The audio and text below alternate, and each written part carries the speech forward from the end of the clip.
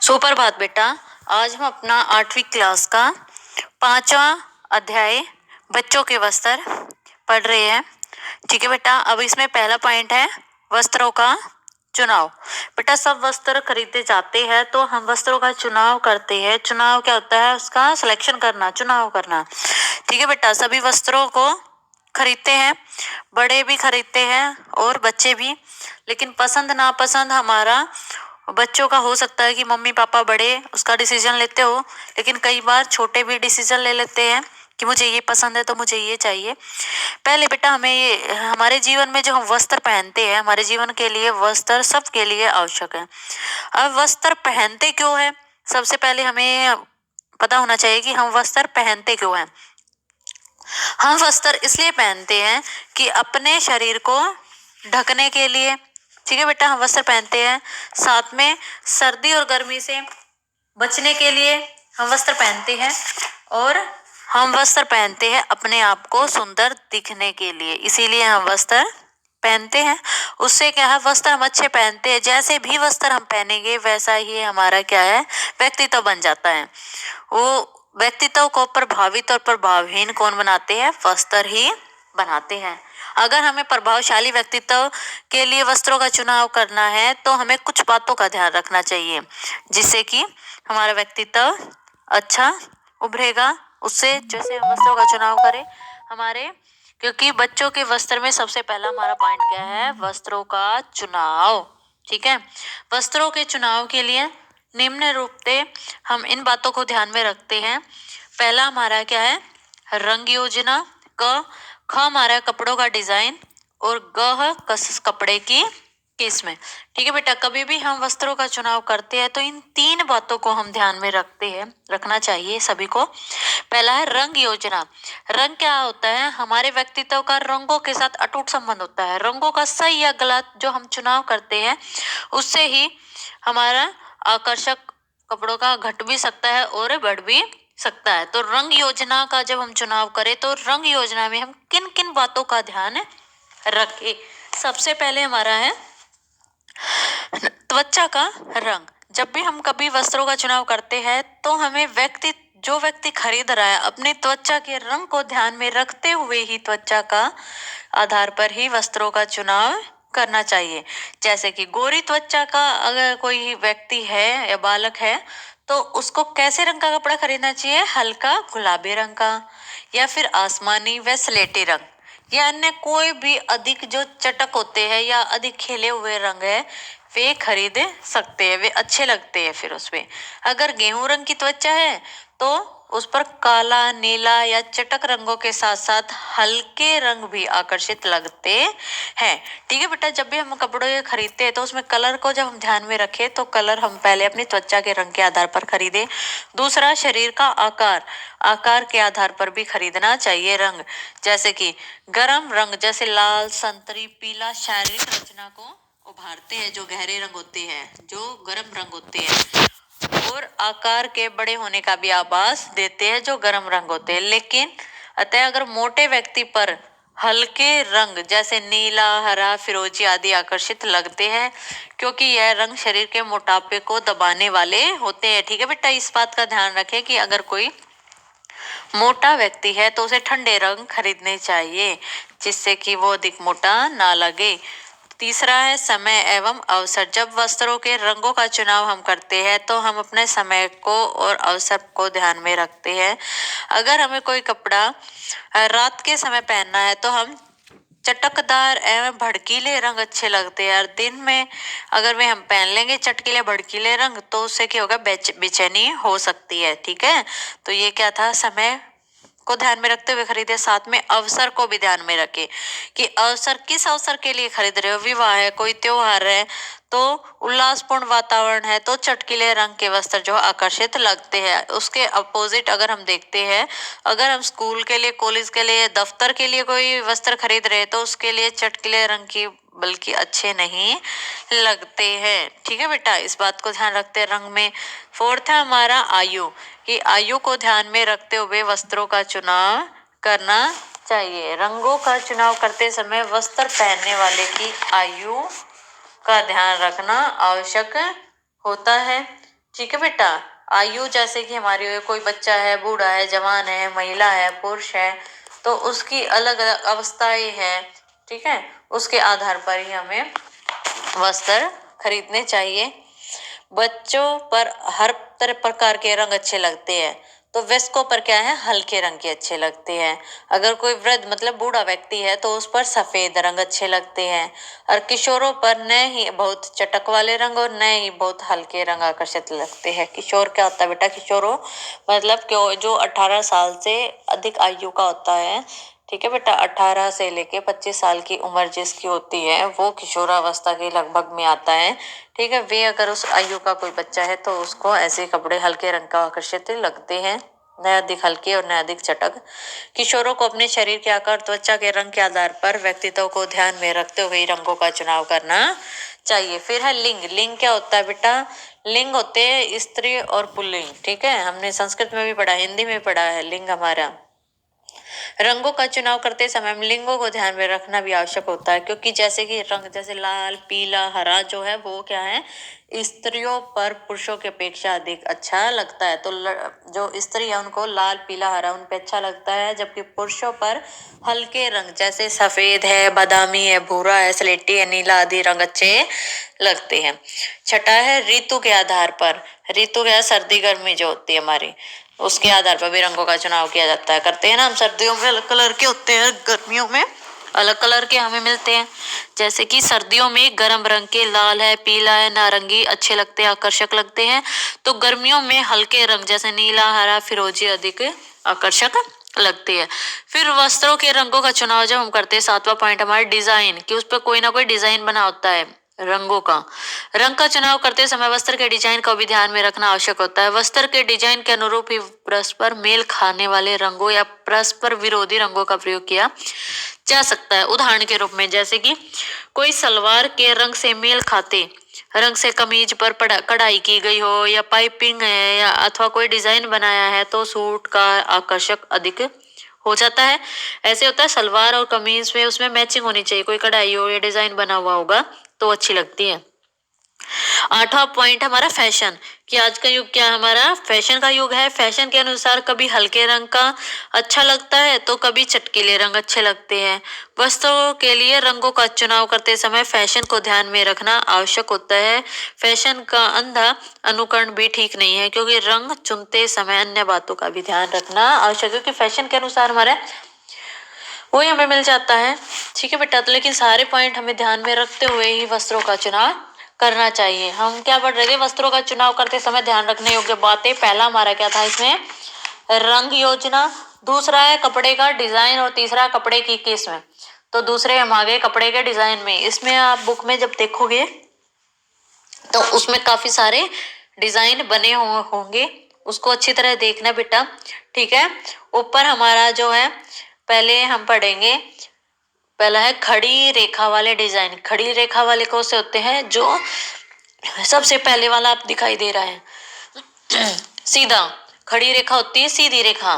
खड़ी रेखा वाले डिजाइन के वस्त्रों पर क्या है, व्यक्ति अधिक लंबा प्रतीत होता है। अगर हम लंबाई वाला कोई हमने डिजाइन वाला कपड़ा खरीद रखा है तो उससे क्या होगा, हम ज्यादा लंबे दिखाई देंगे, खड़ी रेखा वाला होगा तो। छोटे व्यक्ति अगर कोई है तो उसको लंबे डिजाइन वाला वस्त्र खरीदना चाहिए। फिर है आड़ी रेखा। आड़ी रेखा भी हमें दिख रही है, ठीक है।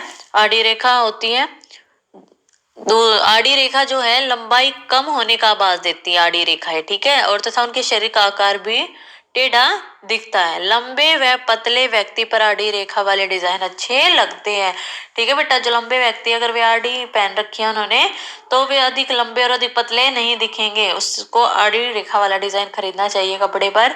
और खड़ी रेखा वाला किसको खरीदना चाहिए? जो छोटे कद के व्यक्ति हैं उनको।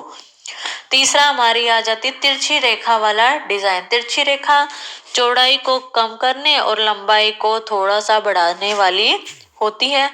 तिरछी रेखाएं लंबाई बढ़ाती प्रतीत होती है, तो आड़ी तिरछी रेखाएं लंबाई कम होने का आभास देती है, ठीक है बेटा। इसमें जो आप देखोगे पिक्चर में ऊपर 42 पेज पे, हम डिजाइन बना रखा है। सबसे पहले नंबर पे है वो खड़ी रेखा है, दूसरा हमारा ये आड़ी रेखा है, तीसरे पे हमारी तिरछी रेखा है।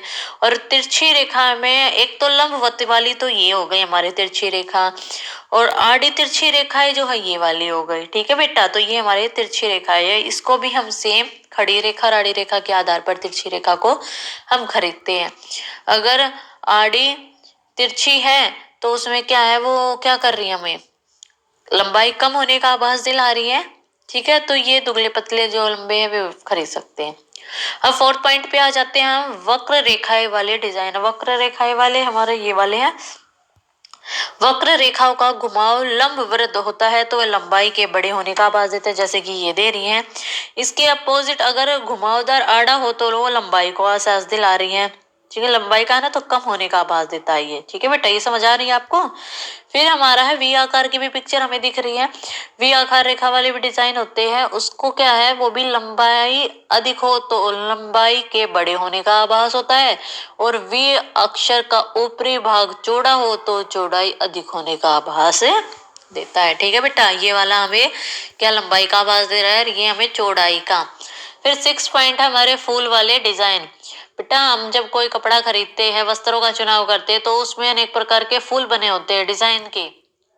ठीक है, तो बड़े बड़े फूल वाला डिजाइन होगा तो उससे क्या कपड़े पर तो मोटापे का आभास दिलाएगा। अगर वे बड़े बड़े फूल होगा तो मोटापे का आभास देता है। और पतले व्यक्तियों को बड़े बड़े डिजाइन और मोटे व्यक्तियों को छोटे छोटे डिजाइन वाले कपड़े खरीदने चाहिए, वो ही उसको अच्छे अच्छे लगते हैं उस पर।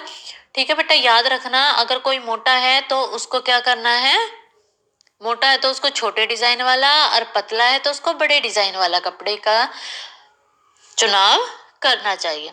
फिर अगर हमारा आ गया थर्ड पॉइंट, कपड़े की किस्म। अब कपड़े की किस्म क्या होती है, हम कपड़े को छूकर देखते हैं उसका टेक्सचर कैसा है, कैसा मोटा है, पतला है, खुरदरा है, कैसा, तो वो उसकी किस्म होती है। ठीक है बेटा, उसको हम छू कर देखते हैं, टच करके देखते हैं, उससे हमें किस्म का पता लगता है।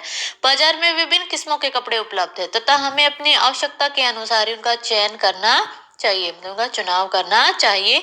मोटे व्यक्तियों को अधिक मोटे सूती कपड़े जैसे खादी की अपेक्षा पतले सूती कपड़े जैसे पोपलिन, रेशमी, टेरिकोट के कपड़े आकर्षक लगते हैं, तो पतले व्यक्ति मोटे कपड़े भी पहन सकते हैं। ठीक है बेटा, इसमें क्या है, जब कपड़े का हम चुनाव करें, किस्म का चुनाव करते हैं, तो मोटे व्यक्ति जो होते हैं उसको खादी क्या होगा, ज्यादा मोटा होता है तो उसको खादी वाला कपड़ा नहीं खरीदना चाहिए, उसको पतले सूती कपड़ा है, रेशमी है, टेरिकोट है, वे कपड़े खरीदने चाहिए।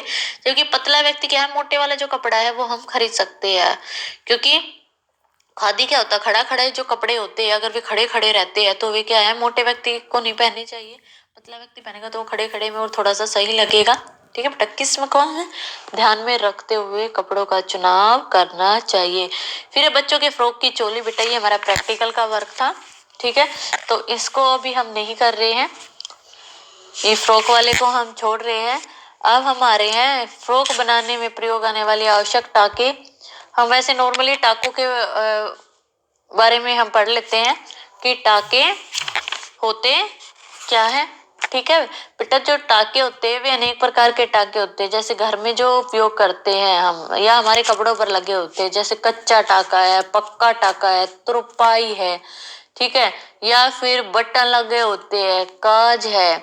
ठीक है, ये हमें दिखाई देते हैं किसी भी चीज पे, कपड़ों पे जो हम पहनते हैं ना बेटा, उस पे अनेक प्रकार के, जो कोई भी फ्रॉक बनाते हैं या जो भी हम कपड़े पहन रहे हैं तो उस पे हमारी तिरछी पट्टी का भी उपयोग किया जाए। तिरछी पट्टी होती क्या है, पहले तिरछी पट्टी का ही हमें पता होना चाहिए।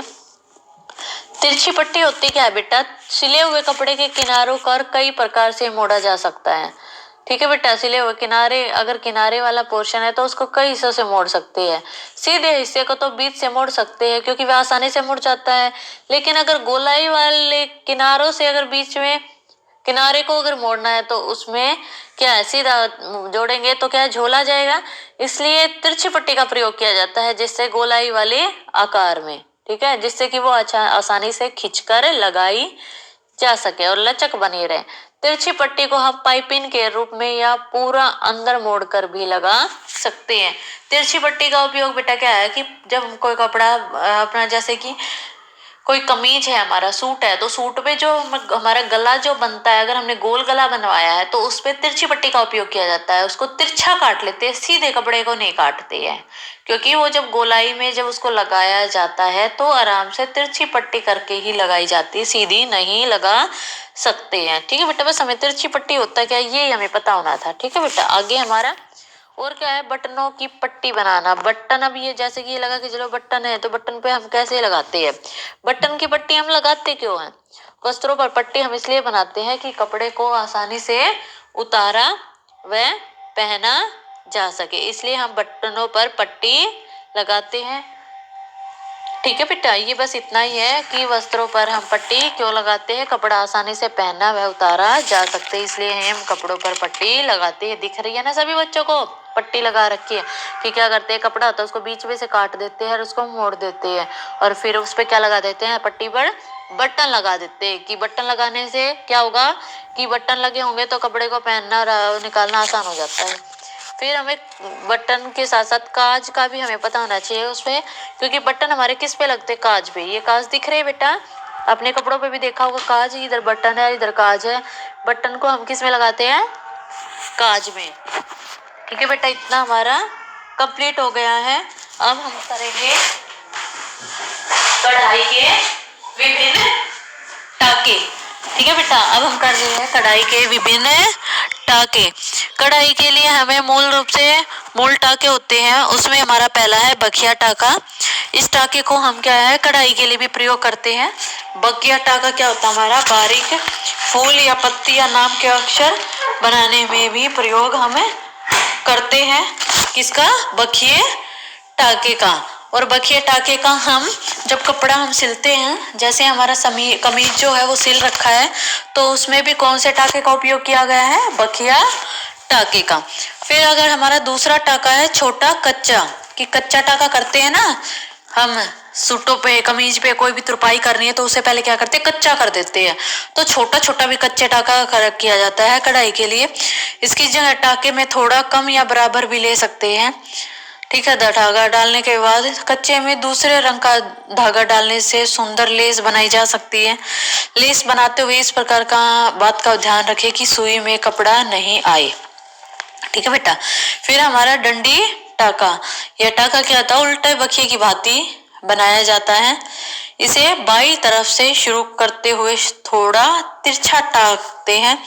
इसमें धागा सदैव पहले टाके की बाई तरफ से निकालते हैं, उसको हम डंडी टाका कहते हैं। इस टाके का उपयोग हम फूल की डंडियां बनाने के लिए भी करते हैं, डंडी टाके का उपयोग। फिर है भराई टाका। भराई टाका क्या होता है बेटा, फूल या पत्ती को भरने के लिए जिस टाके का उपयोग किया, जैसे कि इसमें दिखाया गया है। ठीक है, ये हमारा क्या है, भराई टाका। नीचे दिख रहा है ना गोल बना रखा है, सुई निकाल रखी है, तो ये हमारा क्या है, भराई टाका।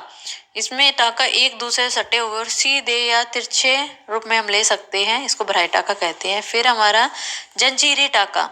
जंजीरी टाका यह दाई ओर से बाई ओर बनाया जाता है। टाका बनाने के लिए धागे को कपड़े की दाई ओर से लाकर बाएं हाथ के अंगूठे से पकड़ते हैं और सुई को नमूने के एक बिंदु पर से निकालकर एक फंदा बनाते हुए फिर उसी बिंदु में से निकालते हैं।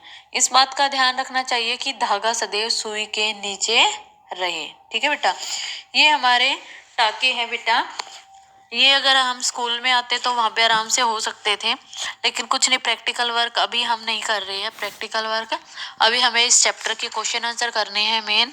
ठीक है, तो जितना हमारा चैप्टर हुआ है उसमें हमारे मोस्टली जो क्वेश्चन है वे कंप्लीट हो गए हैं इसमें, क्योंकि इस बुक में हमारे सिर्फ 6 ही प्रश्न है। जैसे कि पहला हमारा है, वस्त्रों के रंगों का चुनाव करते समय किन किन बातों का ध्यान रखना आवश्यक है। ठीक है बेटा, ये हमारे जो प्रश्न है 6 प्रश्न में से पहला प्रश्न है, उसका अब हम उत्तर देख लेते हैं। ठीक है, प्रश्न भी और उत्तर भी। पहला हमारा था, इसका उत्तर है हमारा, सब नोट कर लेना, कि वस्त्रों का चुनाव करते समय निम्नलिखित बातों का ध्यान रखना चाहिए। पहला त्वचा का रंग, सेकंड है शरीर का आकार, तीसरा समय एवं अवसर, चौथा है आयु, पांचवा है लिंग, छठा है ऋतु, सातवां है डिज़ाइन, आठवां है फैशन और हमारा लास्ट है, ये फैशन तक हमारे 8 पॉइंट कंप्लीट हो गए हैं। फिर हमारा दूसरा प्रश्न है, अपने लिए कपड़ा खरीदते समय डिज़ाइन का चुनाव कैसे करोगे तथा क्यों। ठीक है बेटा, अब ये क्वेश्चन अपने आप करोगे कि अपने लिए जब आप कपड़ा खरीदते हो तो जब डिज़ाइन का चुनाव करते तो कैसे करोगे और क्यों करोगे। तो अभी हमने किया था डिज़ाइन वाले जो 6 पॉइंट है, वे सारे पॉइंट 6 के 6 पॉइंट में से जो आपको अच्छा लगे कि हाँ ये मेरे अकॉर्डिंग ठीक है, तो वो आपको लिखना है। ठीक है बेटा, ये क्वेश्चन भी हो गया हमारा, करना है इसको। प्रश्न नंबर 3 हमारा, अगर तुम्हें अपनी माताजी के लिए साड़ी खरीदनी हो तो किन बातों का ध्यान रखोगे तथा क्यों। ठीक है बेटा, इसका आंसर हमारा है यहाँ से, यदि हम अपनी माताजी के लिए साड़ी खरीदनी हो तो हम ध्यान रखेंगे कि हम उनके शरीर के आकार व रंग को ध्यान में रखकर ही साड़ी खरीदें। ठीक है बेटा, उसका आकार और रंग को ध्यान में रख के ही हम साड़ी खरीदते हैं। फिर हमारा है प्रश्न नंबर 4, फ्रॉक की चोली का खाका बनाते समय कागज को लंबाई तथा चौड़ाई की ओर से कितने भागों में बांटा जाता है। तो बस बेटा, फ्रॉक की चोली का खाका बनाते समय कागज को लंबाई और चौड़ाई की ओर 2 भागों में बांटा जाता है। अब हमारा है 5वां प्रश्न, तिरछी पट्टी का प्रयोग क्यों और किन किन स्थानों पर किया जाता है। ठीक है बेटा, इसका उत्तर है कि सिले हुए कपड़े के किनारों को कई प्रकार से मोड़ा जा सकता है। सीधे हिस्से को तो बीच में से भी मोड़ सकते हैं क्योंकि वे आसानी से मुड़ जाते हैं, परंतु गोलाई के किनारों के बीच से नहीं मोड़ सकते क्योंकि उनमें झोल आ जाता है, इसलिए इन हिस्सों पर तिरछी पट्टी का प्रयोग किया जाता है। अब हमारा 6वां प्रश्न, बटनों की पट्टी क्यों बनाई जाती है। हमने पढ़े हैं सारे, कपड़े को आसानी से पहनने व उतारने के लिए बटनों की पट्टी बनाई जाती है। बेटा ऐसे आपको लिखना है, पिक्चर भी ड्रॉ करनी है। धन्यवाद बेटा।